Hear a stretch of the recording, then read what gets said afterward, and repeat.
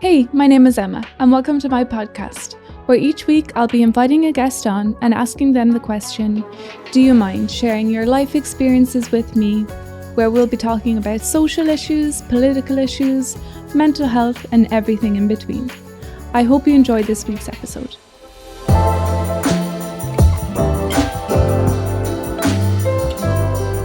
So welcome, Cian. Thank you so much for coming on. No, thank you so much for having me today, Not Emma. at all. Not at all.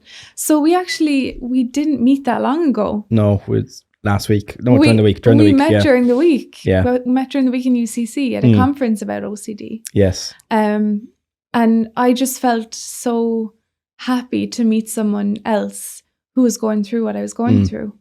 I think it's so empowering to find other people who have similar experience to you. Yeah. Yeah, it's kind of it's particularly when you're going through it and not knowing if you have something, or you are different, or you are, going through or suffering through it, and then when you disclose it in an open forum that you don't know who's going to be on the receiving end of it. Yeah. So it was it was nice to be in that space. Definitely. To have someone you can share it with. Yeah. But also, while we were saying during the week, is that what you may go through or what I may go through may be different in terms, but there's some commonalities that we both go through. So it was nice to be in a space that kind of you can have some solidarity and be common with somebody while still being kind of, Yeah. But yeah, it was great. It was great to meet, and especially when we're in Cork, and it's such a small community. Cork is so small, and I've never met you before. Exactly. Yeah, you can feel so alone and so isolated when you have OCD. I think that's the one thing. It just, for me anyway, it just made me feel like all I have is my 4-bedroom walls. Yeah. But there is actually other people out there. Yeah, and it's just even when you're in the city of whether it's 200,000 people in all of Cork County and city, and then you don't know that around the corner that there's someone that's going through the same thing as you, outside as you're saying, your 4 walls. So it was great. Exactly. And then exchanged numbers, and now we're here today. And did not expect I'd be on this very... Life is crazy, isn't it? Yeah. It's mad. But you said something at UCC which kind of it kind of hit me when you said that we see life a little bit differently through our eyes when you have OCD or different mental health conditions. And it really stuck with me because I feel like I do see things so differently, and maybe that's because I see things through a lens of fear. But sometimes I feel like it's a good thing in a way, because I feel very empathetic and I have a lot of big feelings, and I think we can feel a lot for people, like a lot of love and a lot of connection. But I was wondering how OCD has made you see things differently through your life. So when I was talking to you during the week, I was going in there not knowing what was going to be shared, and even now here, I don't even know what's going to be shared. That's kind of the beauty of this setting and this safe space, is that we're exploring or going through I don't know what, but from the experience of how I see through that kind of lens, or that rose tinted window, or whatever it can be, is that my OCD, in a sense, has put, I did say that it didn't ruin things, or it didn't, but it made things a little bit more difficult. Yeah. Things like relationships, friendships, family, work, and every kind of myriad of things, and just made things a little bit more difficult to kind of cope, and how to engage. So things like meaningful relationships, meaningful connections, and, even engaging in normal, healthy things in life, were just a little bit more skewered and a little bit more complex than most. So I would always say I have a bit of a hesitancy to jump onto things, taking risks, and things like that. But I'm in a good place now at the moment, like through therapy and through medication and being open with my diagnosis, that while I have a good perspective where I am now compared to where I was. So if we're looking at it now, I'll be very much aware of how things used to be. Yeah. Things like going to restaurants, drinking from a cup, Yes. you know, Yeah. you know, engaging with people. And there's still things I'm still trying to, you know, cope with even after the pandemic and where we are now. But it's comparing, contrasting. So like if you're talking about where I was maybe 4 or 5 years ago, you know, as you're saying, not leaving your room, Yeah. you know, could be showering excessively, washing your hands excessively, ordering things in a certain way. And it's not like ordering in a way that it's going to be clean. It's ordering it or doing stuff in a way that is just, it is that's all you're thinking of. Yeah.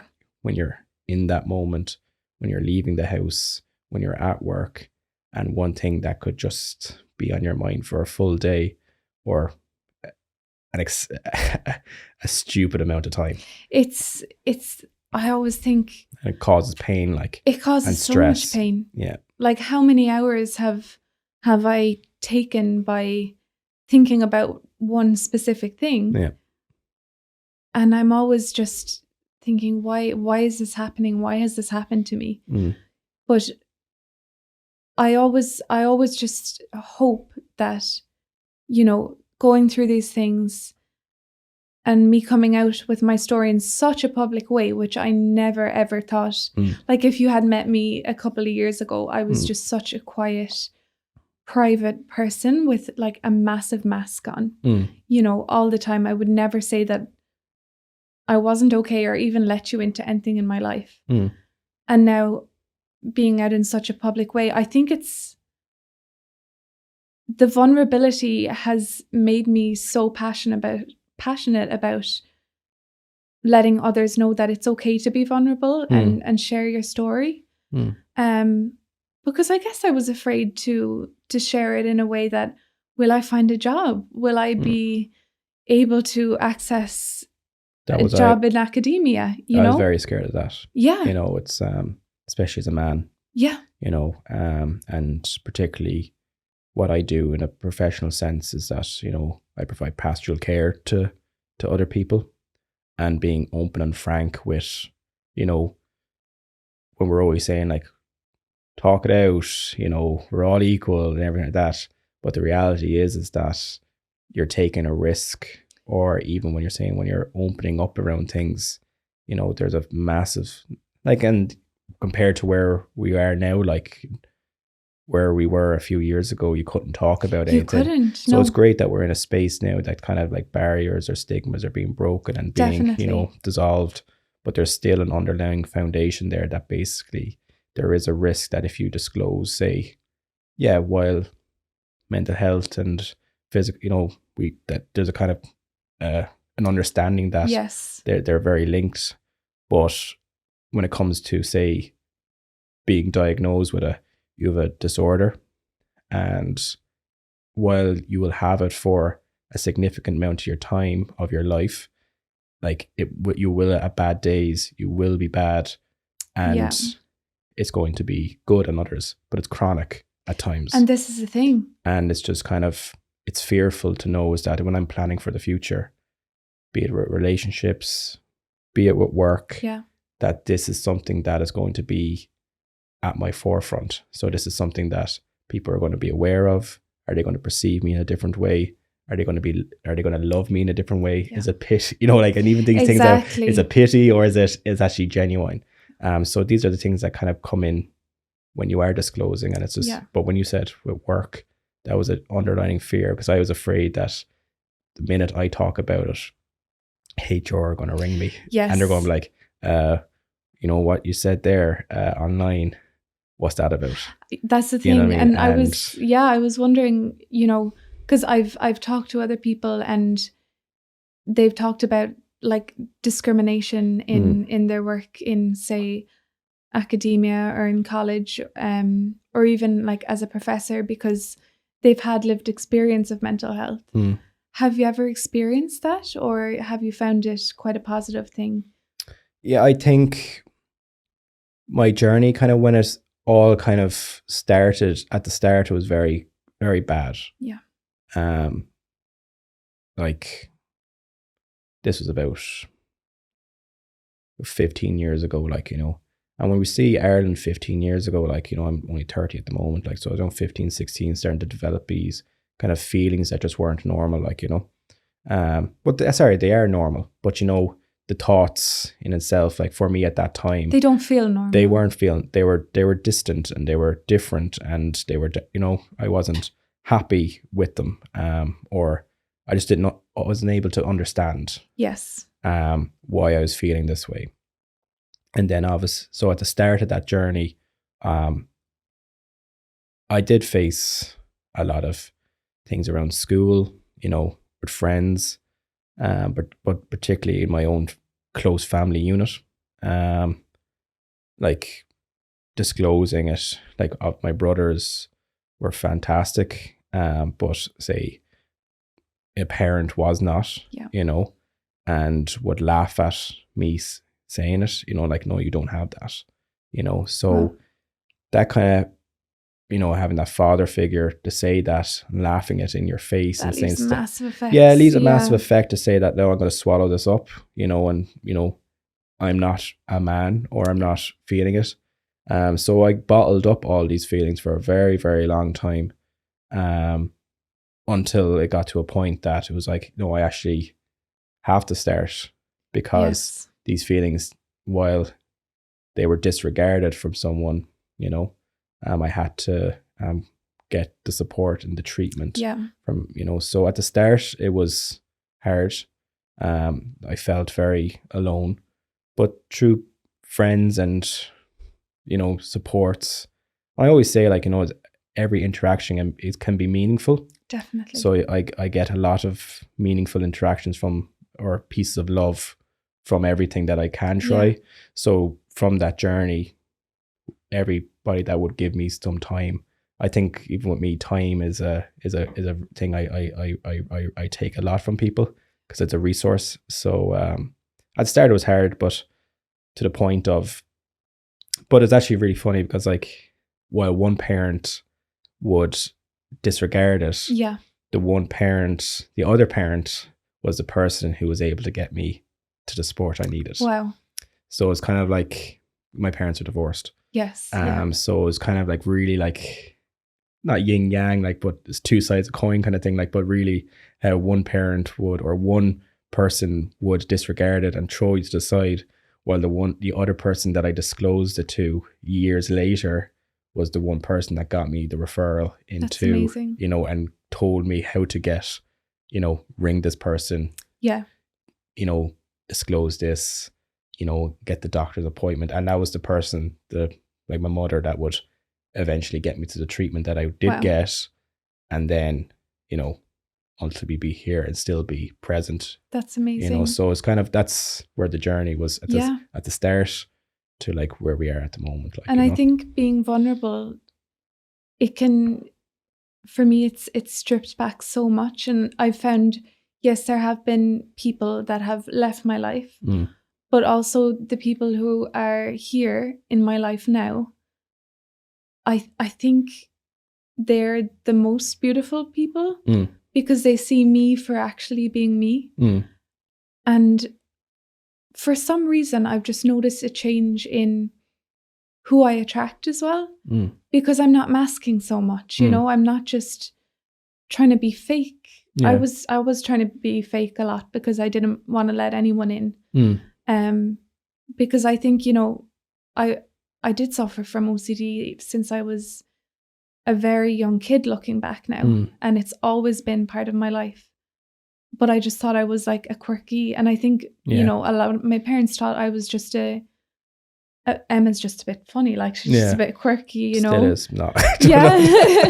You know, yeah.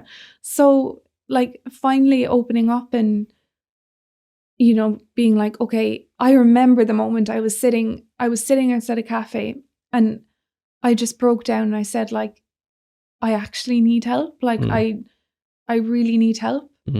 But also that was kind of such a hard moment as well, because I found from that, and this is something I'd love to ask you as well, I found the moment I opened up and said I needed help, it was a massive weight off my shoulders.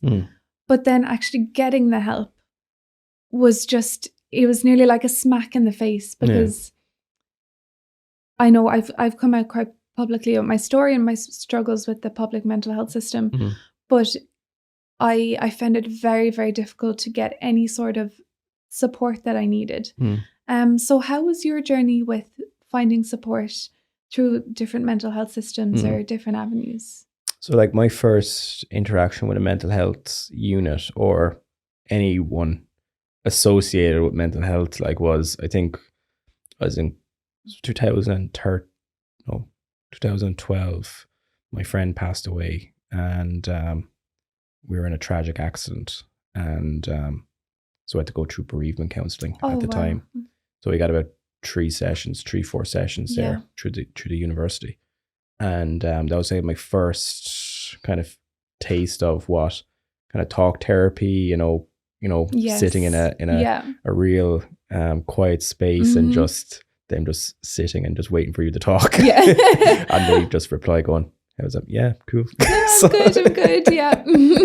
That was my first experience. And then kind of, I didn't go back on because I had a good experience of it to an extent that, for the time and what it was, it helped in a little bit. Like, I think the most beneficial thing that it helped me with was that it gave me an extension on an exam that I had. It's something. Yeah. So I got some benefit. I'm going to be honest, and it helped in that way, because it would relieve the pressure that I got from. But obviously, I had a lot of stuff going on at the time.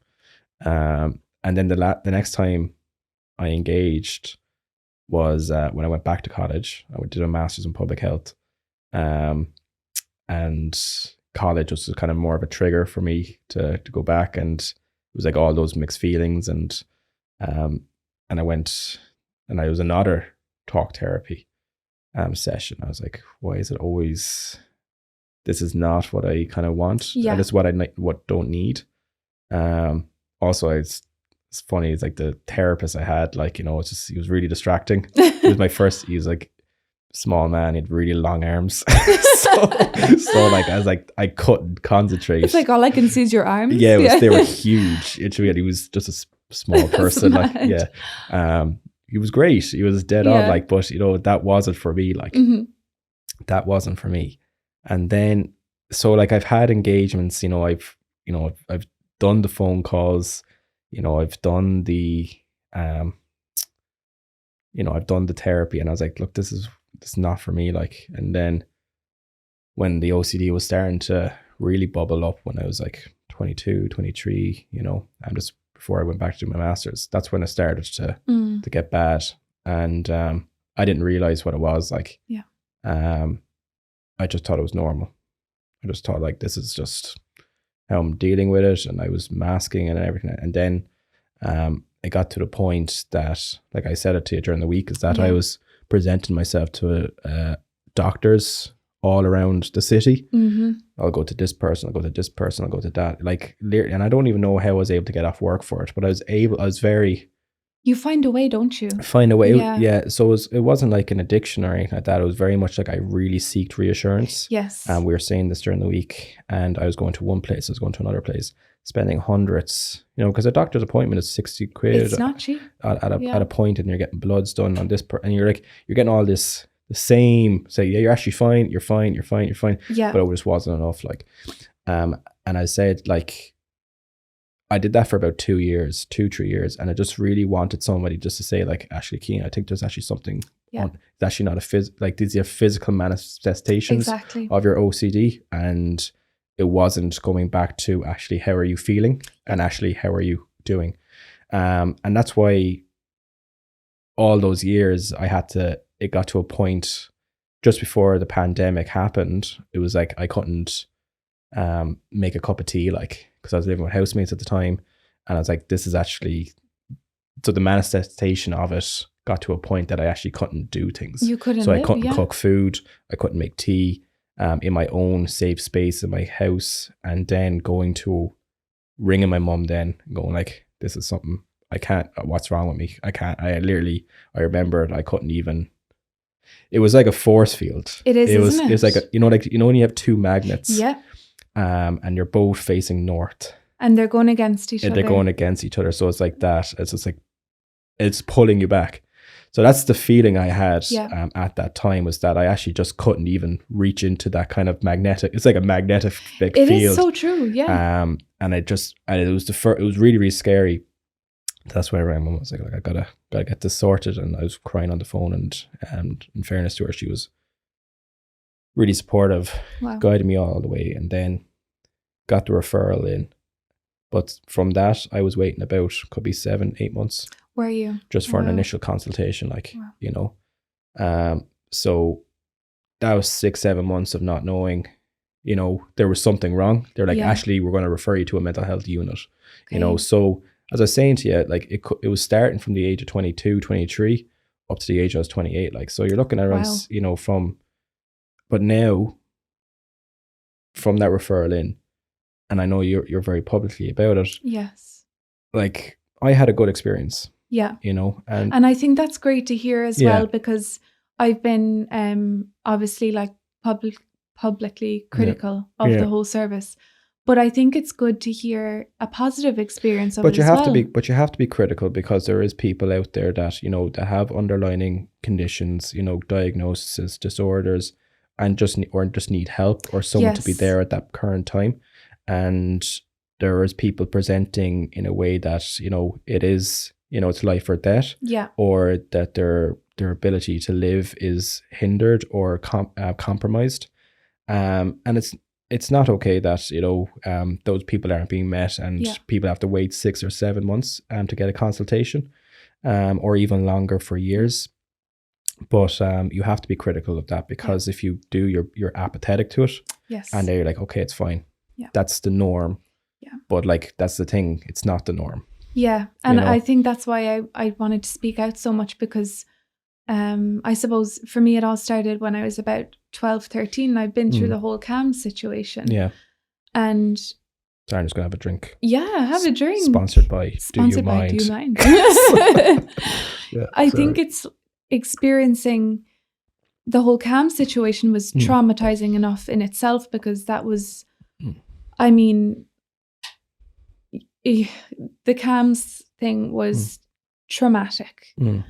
I went through just horrific anorexia at that age, and I was get so ill that I ended up being hospitalized for 6 months, in a locked unit basically, and not able to walk, not able to anything. So I think just it built up so much for me, where I just saw so much wrong, that I was like, I need to speak out about this. I can't keep it in anymore.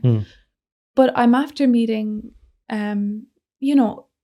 yourself, who's had a good experience. And I know there are peer support workers out there who are amazing people, and they do great work within the system, because they come from lived experience, And I think we need more of that if we're going to keep the mental health systems, to have more people with lived experiences to guide the system, But that's great to hear.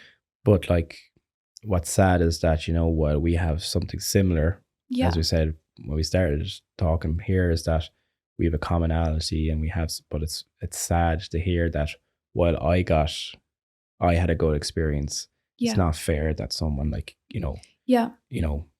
has that has gone through the other side of it. Definitely. And that's not fair. And like, what I would say is that you said, like my therapists, my psychiatrists, and the teams that are there, the individuals are fantastic. Like, and they'll always, you'll credit them, be it Mary, Orla, the Diane, or whoever. They tend to be all with it. Yeah. Yeah. therapists for me. And they're all great. They're all like little sisters or mother Yeah. figures in my life. But what I would say is they've all been fantastic, but I can understand that they are limited Yes. with the funding, with the, like where I was in my start of my clinic was in an old boys' national school. Oh, wow. And then at night in the Toker, it's like, and it's a great little community Yeah. hub, like, you know, but it's used for so many other things, like, you know, so it's like, I do know is that the facilities that are there for that community, while they are basic and but it's the teams that make them successful. Yes. But those teams need more, you know, funding. They need more recognition. And it's not fair that, so if you're on one side of the river in Cork or in Dublin or anywhere, is that, or geographically, that you have a different standard of care compared to the other, because it's not right. because No. diagnoses and mental health, they don't discriminate No. on your geolocation. No. It's just, and it's not fair. It's not fair. And I think we can see that even in the traveling community, where the quality of care is just, I mean, shot down. Yeah. And as you said, like, mental health doesn't discriminate against anyone, Yeah. no matter what your race, age, nationality, anything. Yeah. We all deserve care and a standard of care.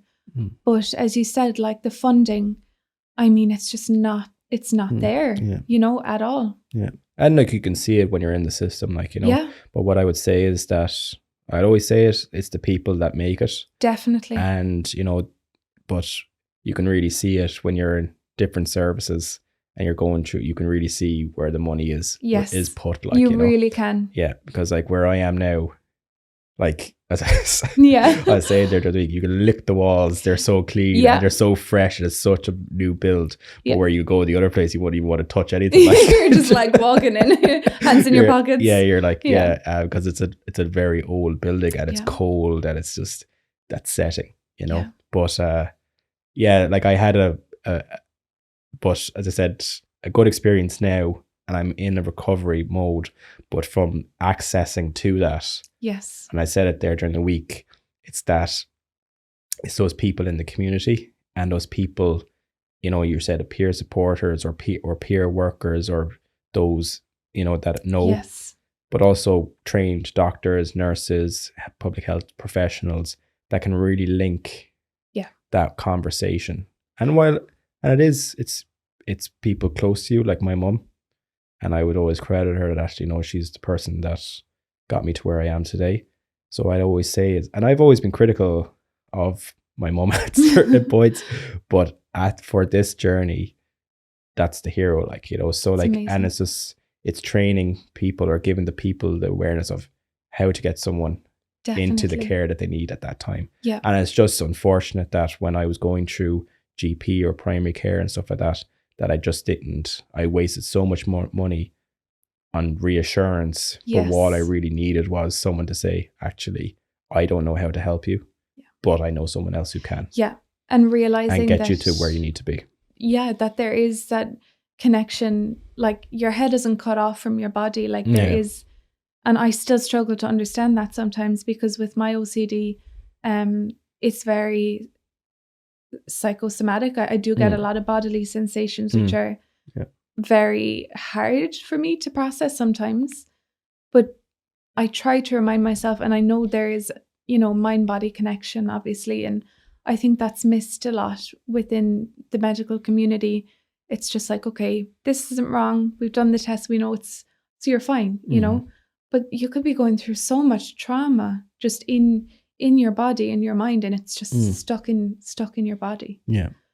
So I think it's important on all levels just to maybe just have an update on education around different mental health issues, and even the more serious ones are schizophrenia and bipolar, not just generalized anxiety and depression. I think, but as I said, like, you know, 15 years ago, when I was in school, when you were probably in school, you know, that shit wasn't talked about. No, that like, when people think about, you know, like, I can remember, like, there was nothing on it. Nothing. There was nothing. No. Like, all you got was fucking food dudes, and that Yeah. and you know, that was class. Yeah. Do you know what I mean? Like, 'cause I'm a vegetarian, like, so I'm like, I'm all for Yeah. healthy living, healthy food, stuff like that. was mad into sports. But that's all you got was food dudes. Yeah. And while it was a great campaign, it didn't. There's- the whole other thing, like wellness or well-being or Yeah. mental health, or all you got was. And I remember going through school at the start of the recession, going to college during the recession, and like that's when it all started. Yeah. That's when because people were like, my village where I went to school, like I was decimated, like, you know what I mean, like, you know, with the recession, like the poverty, you know, we all have an experience of it, but that's when the conversation started to happen, because obviously, you know, people lost money, people lost houses, but then and there's still massive effects of it on our generation, like, you know, people dying by suicide, Yes. you know, the increases in self-harm, and even just, you know, the impact of that on younger generations of seeing all of that in front of us, and, you know, lost hope or and everything like that. And it's still impacting on the same, because I mentioned it earlier, like, you know, prospects, you know, and for young people, like there's very limited. It's very limited. Yeah. And, you know, when you're talking about someone, it's like, it's hoping to have a house or starting to have a family, or being reassured that I can be okay. But when you have a mental health disorder like OCD, you know, you want to have control. You do, and you want to see but that. But everybody wants to have control to an extent. But it's just when I met you during the week, it was really, really nice, because it's kind of, you're making a friendship. Definitely. When it's very hard in Ireland at the moment, because everybody's leaving. Yes. And like all my friends now are in New Zealand, they're in Canada, UK, Dublin. It's like a different country if you're from Cork. It is, yeah. But like they've all immigrated or emigrated, and it's very hard when dealing with mental health, especially when you're young and everybody's transitioning into adulthood.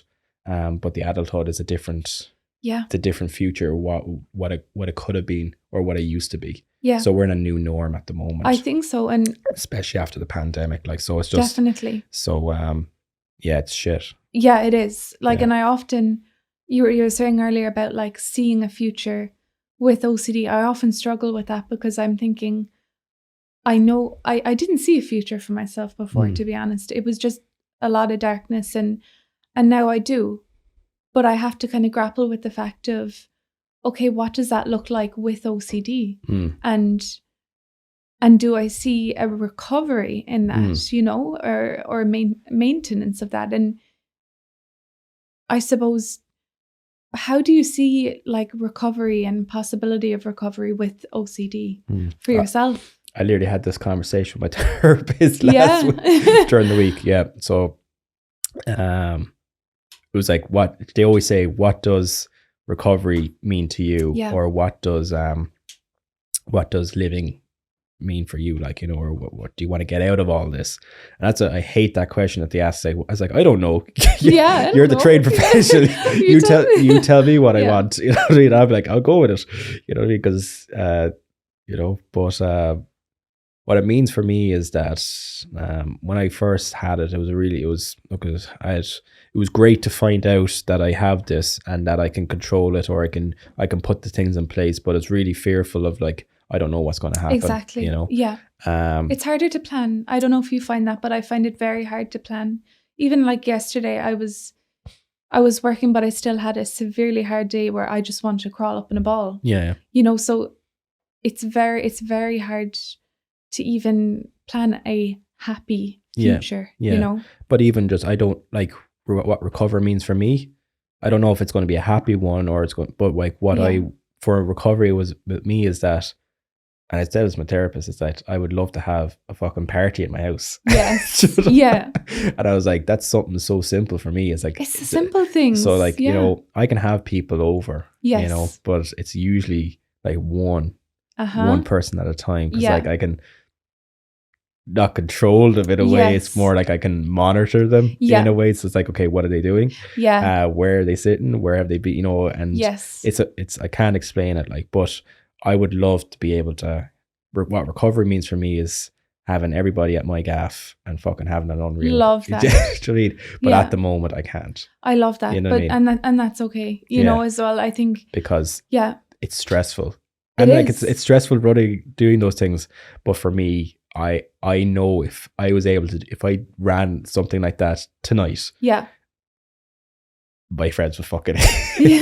they'd hate me. I'd probably start crying. Yes. I would get very, very distressed. Yeah. And I would, I would be in a place that I would lock myself. And it has happened, Yeah. that I go upstairs and I go not under the covers. It could be under the covers, but I'd be in my room while everybody else is having such a great time downstairs or having fun. I'll be upstairs alone, trying to force myself to sleep so that I wake up in a few hours and everybody's gone. Yes. Thinking that it's done. Yeah. And then I'll go down and I'll do a big fucking clean.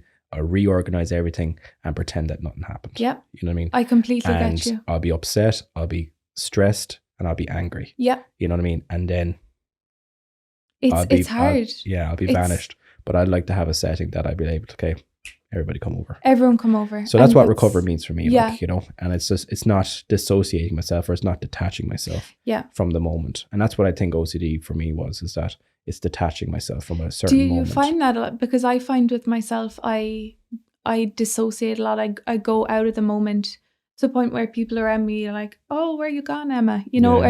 But I think that is maybe part of it where, I don't know if you've experienced that, but I'll just zone out a lot because it's just my surroundings are too, I'm like overstimulated by it or something. I'm probably zoning out now. No, not at all. Like, what just happened? No, I have that all the time, honestly. Yeah, no, like it's a weird feeling because when I said like it has happened, like, I've had people over, like, and like I've had relationships, and, I would leave my partner downstairs to deal with everything. And I'm like, no, I'm not going to. And they're like, we've planned it for weeks. We're going to go out, be it to the Brogue or we're going to go out, whatever. But it's like you go up and I'm like, no.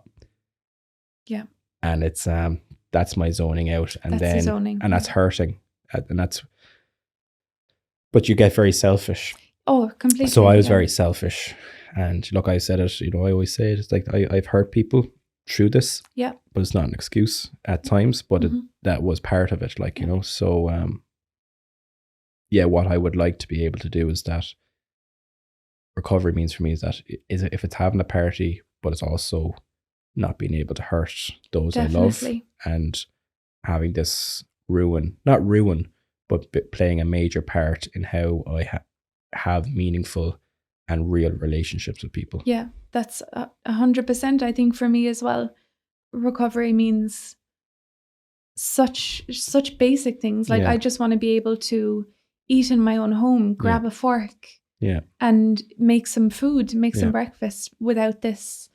I often picture it as just like a glooming or dooming figure. Like it's like Velcro on me. I can't rip it, and I get it off sometimes, but then it just sticks back on me, you know? So just to be able to, and people might think that sounds crazy. You just want to be able to eat in your home and you be happy. And that's all I want. I don't want big cars or money or big dreams. It's just to be able to live your life every single day, not knowing that you're going to be hurt.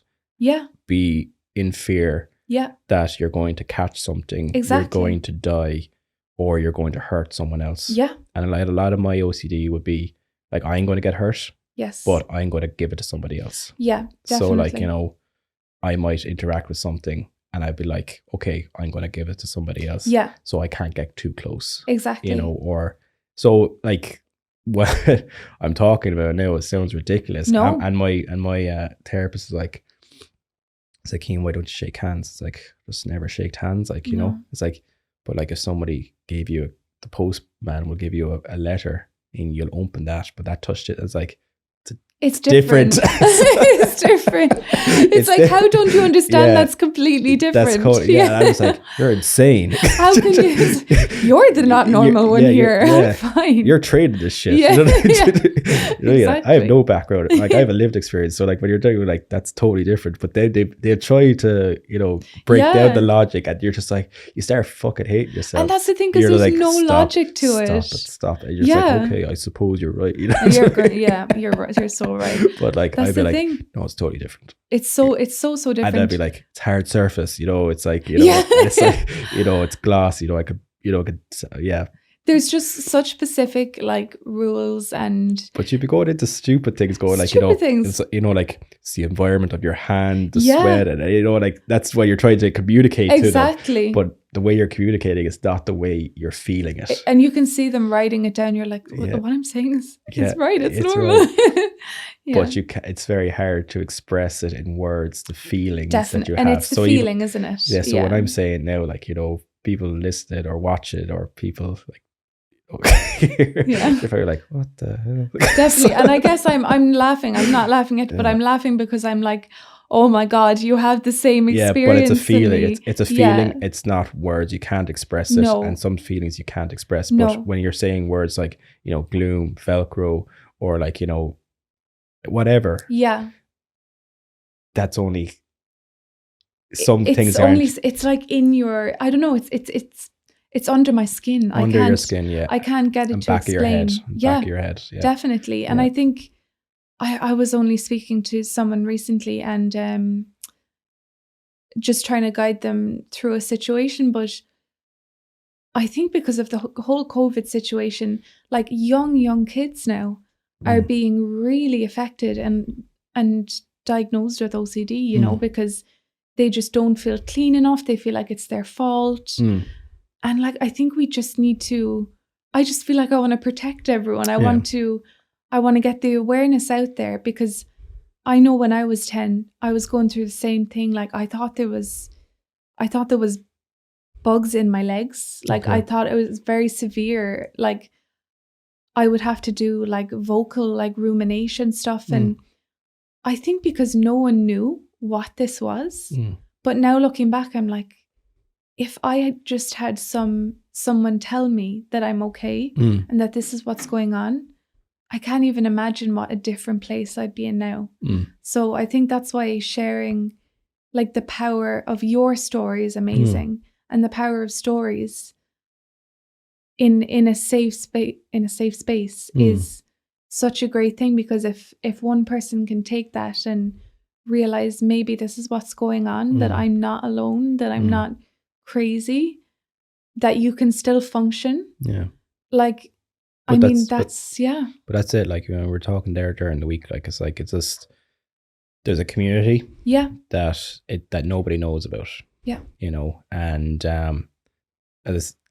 when I disclosed it, the amount of people that came and messaged me saying, yeah, I actually have that too. Yeah. But didn't want to say anything about it, but I'm glad that, or it's nice to know that I have somebody there that is similar, has gone through a same experience or something like it, but also could just understand and listen. Because it gives you hope. And I think hope is just it's a driving force towards whatever you feel like recovery is for you. Because if I didn't meet the people I've met through my journey, I don't think I'd have hope. And if I didn't have hope, and like even meeting you today, it's like, it's filled my cup up a bit, because I feel like, I know we don't really know each other so much, but I really feel like I know your struggle, I know your pain, and I know you. And I mean, that just creates such hope and like inspiration. Like I'm so inspired by you as well in your story. Well, you shouldn't. I am though. I have a lot of admiration. Yeah. But I think everybody goes through their own, as you said, like you've gone through yours, I've gone through mine. And I said it during the week as well, like, it was like, it's hard to get yourself out of being the main character. Yes. Like I am the main character in my life. Yeah. But there's other people there as well that will, they'll hate me for the way I am. They'll love me for the way I am, but it's being conscious of. And I think that's the going through therapy and support. It's being aware. Definitely. And it's being conscious. Yeah. Because when you're in it, you don't know what's happening. You just have blinders on. Yeah, you don't know what's happening. Yeah. And that's the scary thing. It is. It's really scary. And going through therapy and going through the support and knowing that there's I'm not going into business with stakeholders, but there is, other people, there's partners, there's, partners in your life. Yes. That, and I'm not saying like, sexual or intimate partners, but partners in general that are going to share your life with you, and they're going to be affected. And you being the main character, having your choices, but sometimes OCD takes away your choices. It does. I think that hurts a lot as well. Yeah, and that's, you know, when it takes away your choices or your options, other people are going to get hurt by it. And that's another thing when you go back to the question, what does recovery mean for me as well? Is like that it's taking back control. Definitely. And it's that I'm not hurting the ones that mean the most to me. Definitely. Because that's the thing, I think. Without, like, I'll hurt the people close to me if they deserve it. Exactly. But, you know, not having, you know, the control. Yes. You know, that's what kills. It is, because it comes into your life and it takes everything away from you that you love. But I think, as you said, gaining back that personal control and independence as well, and realizing that you can affect maybe relationships now in a positive way and try and heal, you know, that's definitely a goal for me as well, because I have, you know, I will admit that I have hurt people through this process, and it's a painful thing, but it's not intentional, and it's an illness, but we can take responsibility for that and try and work towards a better version. And I think, like, this is important, because when I was going through all of it, nobody knew. Well, people knew what it was. Yeah. But nobody talks about it. No.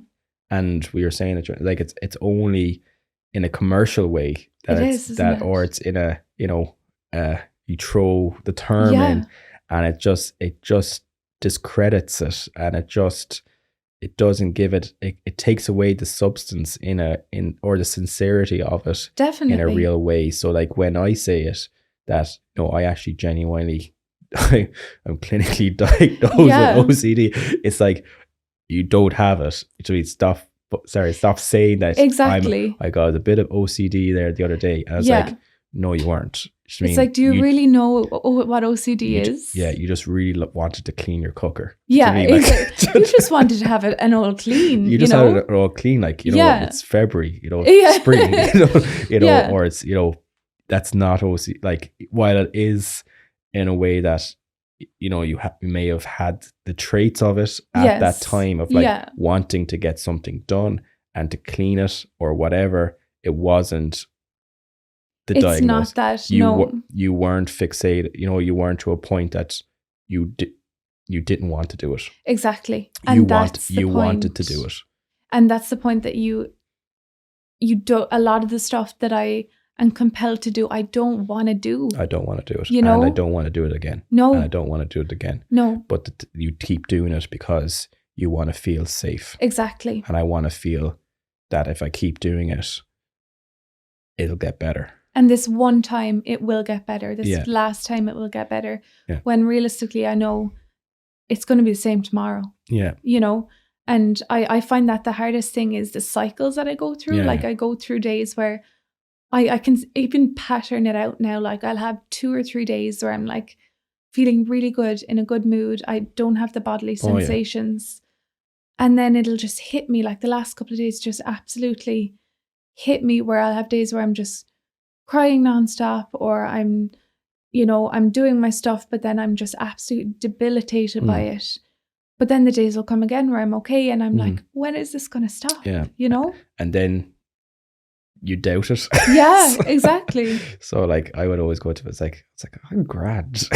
I'm absolutely fine. I'm fine. It's like, no, you're not kidding. No. And people would say, it's like, no, you're not. You know, you're still doing the shit that you're not aware of it. And it becomes sneaky, sneaky little compulsions. It's like, so you're here for a reason. Yeah. You're welcome here. Like, I won't be on this, like, you know, it's like, that's the thing, like, you know, and that's, people call it the doubting disorder. Yes. Or the doubting illness, or it's all, you know, because you doubt it, because it's like, it becomes so normal. I think that's the thing. And then you're even, like, you're always questioning. It's like, oh, no.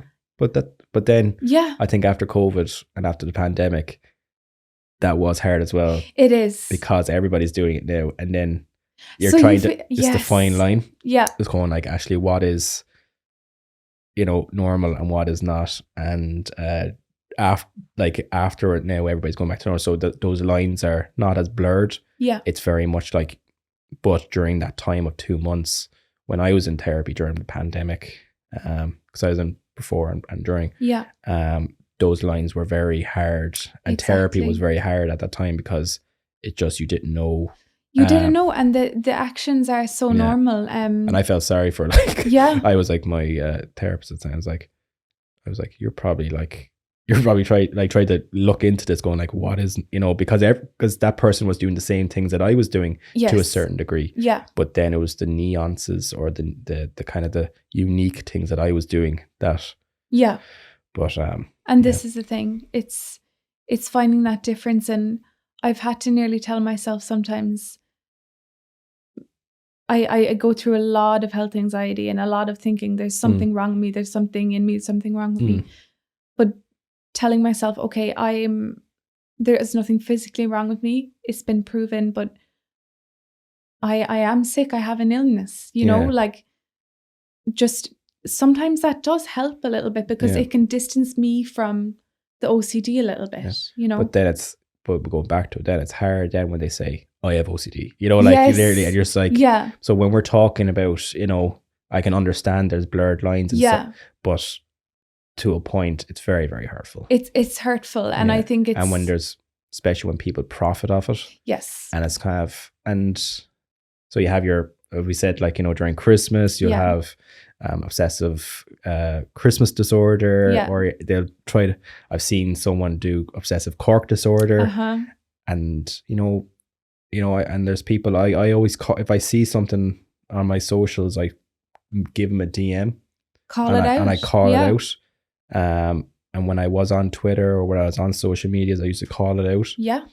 And you know what? You know, the sad thing is like, when you call it, they don't even do anything. Like, no. You know, but if it was anything else, and I'm not like putting it over another one, but it has to be, you know, it is an illness, and you wouldn't say it to anybody else, and it's really hurtful.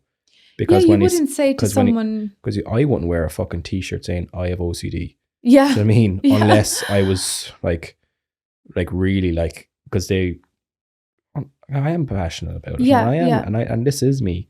But that's not something that I would wear, like, you know, maybe in the future I would. Yeah. You know, but it's not your entirety. Like, for me, I'm Emma as well. Yeah, but I wouldn't say I'm OCD on a t-shirt with fucking holly and candy canes and a Santa hat. Exactly. Do you know what I mean? Because that is just insulting. Like, it's offensive, really. It is offensive, and it just discredits my illness, puts me down a little more, and it's just as bad as my old man laughing at me when I first disclosed my first instance of mental illness. Yeah. It's wrong, and it's something, making a joke of it, like, you wouldn't say that to anyone with any other illness. Yeah, you know, you just wouldn't. So I always, even now, I call out things that are wrong, and I'm like, I'm not afraid to do that, because, you know, people have to learn, and you have to be educated and educate yourself. But I think that's so important, and I always think to myself, okay, what would I tell myself a couple of years back if I could go back and tell myself something that would help me now? What would it be? And for me, I think it would be to realize that you have a voice, and that you're allowed to be empowered by that voice, and you're allowed to have a different opinion. Because I never thought that I could have a different opinion, even about my care or about how I was treated. And I think that would have made a big difference. And I hope that anyone who's listening does realize that their voice is important and it's empowering. And even though it's one voice, it's important, you know? So and that's what you're saying. Like, you know, we go back to it, like, you know, you're being critical, like, it's important to be critical. Yeah. Like, feedback and raising, not even, it's just, it's good to get there's experiential kind of knowledge is a kind of a way of, you know, my experience during public health, like, is how people go through treatment, go through a process, and their lived experience and how it can make it better. Yes. But also our lived experiences has merit because we are experts in our own body. Definitely. In a sense. Yeah. But obviously there's clinical or expert knowledge that they would know, obviously, of the brain, Yes. the impact of medication and stuff like that. I think there's a gap to be bridged there that, my lived experience, your lived experience can really benefit a model of care. Yes. And it is seen, and that it's that there's trust, there's relationships, there's that peer aspect of it.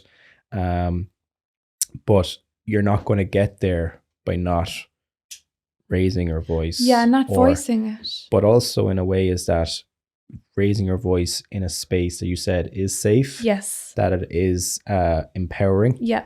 And that it can not, like, there's nothing worse, and we have all done it, using our voice in an echo chamber. Yeah. Because you can shout as loud as you want, say the right things, but it hurts. It does. It hurts. Yeah. And I think what you're doing through a forum of just engaging chats. Yeah. Like, if one person, I always say it's one person. Like, so if you get one person to say, actually, yeah, I can use my voice in a meaningful way to make valuable change or to make someone's life a little bit better. Yes. That's job done. That's worth it. Yeah. Is there anything that you would go back now, years later, even before a diagnosis, and give yourself even a little bit of advice, or is there anything you wish you knew before going into this? I was at a mental health talk in 2014, I think. And it was by suicide. And it was this fella that was giving a talk. I forget his name, but he was very good. He used to do all the things. And he used to say this phrase that you're lovely, lovable, and loved. And it was the first time I've ever heard those three different words, like, obviously it's the same, like love, in the same way. And it's something that I like now. I have to be critical of myself, is that sometimes I don't show all, because there's days. But if I knew that beforehand, I think it would have played a major factor in how I see the world, because, like, I am loved, by people, even if it's randomers, like yourself. You are. People Definitely. recording, or even people listening, I am loved as a person. I am lovable. I can, like, my traits can be, and they are lovable, and I'm just, I'm lovely. You are. You know what I mean? Like, so I wish I knew that, kind of, like, and coming from a separated household, especially in Ireland during the 90s, like, that was hard, like, because it's harder. Yeah, because I was very alone at that time, and like, divorce wasn't even a thing then. It only came in 95. TUSLA and social care workers, that kind of stuff was only, like, and I was engaged at Liberty Street as well, which is like for teenagers out of home, like, so I was homeless for a while, all these kind of things, like, broken family. Like, I really wish that I kind of had somebody there having my back, but also saying that, everything's going to be okay. So that touches my heart a lot too, because I come from the same broken family, and and it's hard, like, and these are the things that kind of, they say it's trauma, and like OCD is very much trauma, plays a big role in it, and how it develops and how it manifests itself. So I do wish is that when I was younger, is that someone was there to say that these, just being nice. Definitely.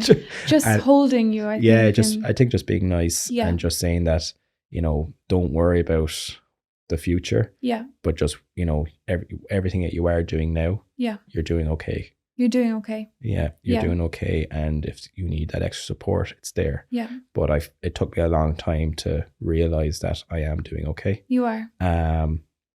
But obviously I want to be doing better. Yeah. But if I'm doing the simple things and I'm keeping the head down, plowing through, looking after myself, that's a good life for me. Like, so I just wish someone would have told me that that I was lovely, lovable, and loved Yeah. at an earlier stage, rather than realizing it in my 30s or in my late 20s, going like, yeah, actually, yeah. Yeah.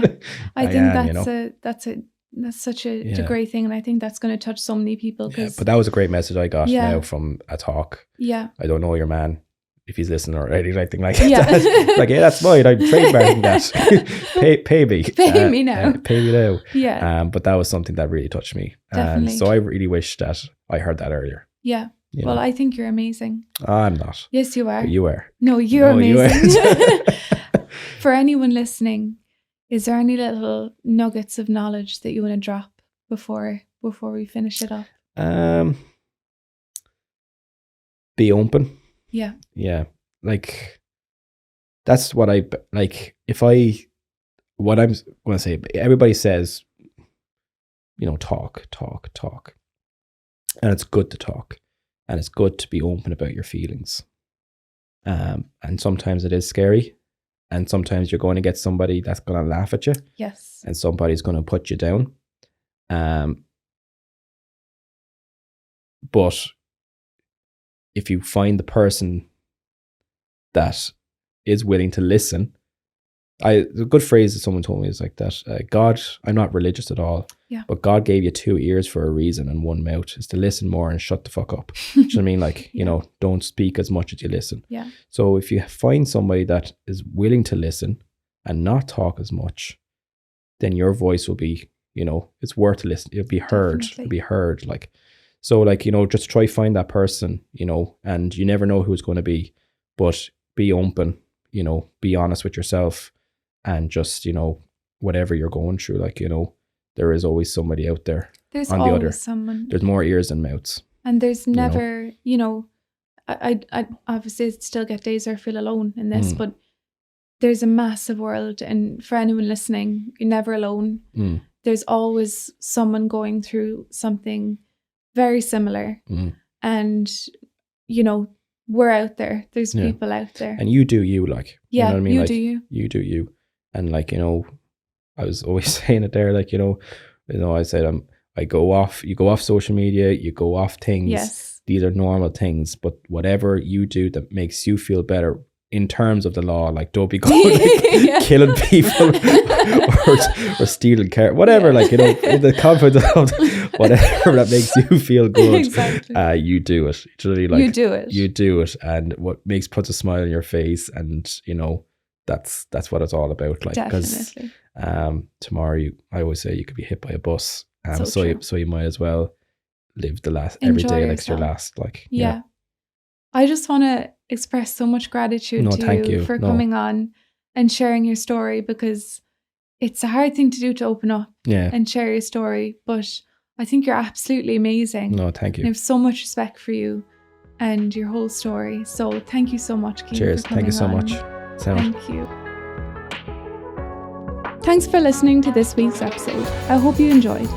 If you want any further information about any of the topics we discussed, please go to the show notes below, where you can find all the relevant links. See you next week.